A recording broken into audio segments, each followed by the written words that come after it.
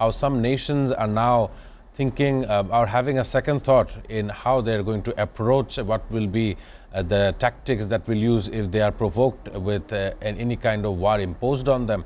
Of course, earlier on in the first week of January in this year, we've seen a Prime Minister of Italy, Giorgia Meloni, saying that 2026 will be a year that we will see huge changes coming up in confrontations, challenging the friendly neighborhood relationships from all around the globe.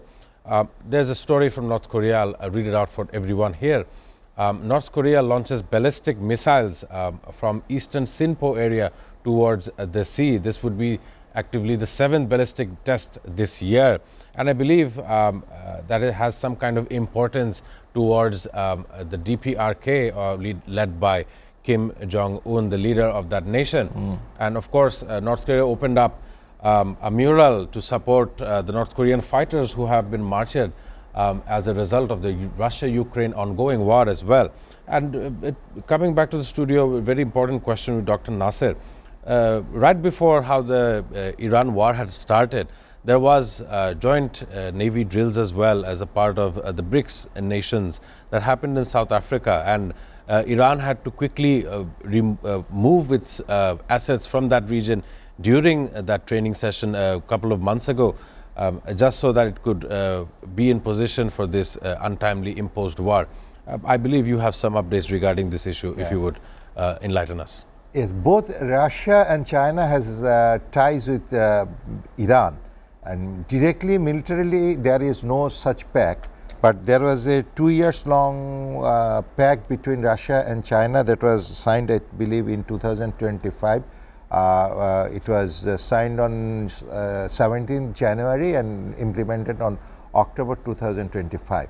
And under the umbrella of that particular treaty, which is called as a strategic treaty, not only the military part, it covered the joint exercises is one side, and other the economic and other ties, and jointly some research work, etc.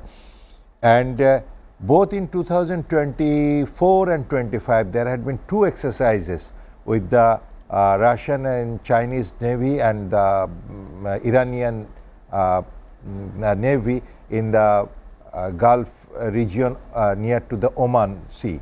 And the name, if I am not wrong, the name of the exercise was Security Belt 2024 and 25.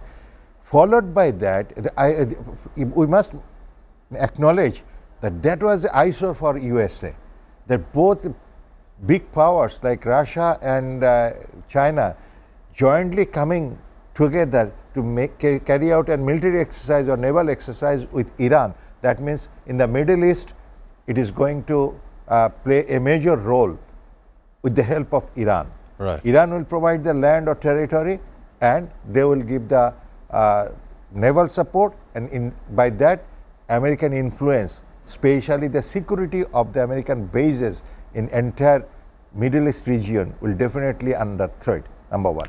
Number two, it will definitely going to be a threat for the Israel, the most favorite ally of USA. And their big plan in Syria and other Yemen and other countries is going to be jeopardized because of this Russian and Chinese existence in the Middle East. So that was a very catchy point, and that could be one of the reasons for Donald Trump to neutralize Iran militarily, number one. Number two, it was most important to notice that back in January 2026, if exact date is 9th to 16 January 2026, there was an operation titled Will for Peace 2026. Will for Peace 2026 that was carried out in the water territory or water boundary of South Africa, where the BRICS nation took part. It was Iran, Russia, China and South Africa.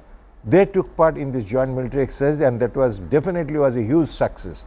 That is another big issue. The way BRICS is aggressively moving economically with their Belt Route Initiative, with their aggressive industrialization, and all this make a panic in the think tank society of the USA. And Right. you see, in January, this exercise was carried out.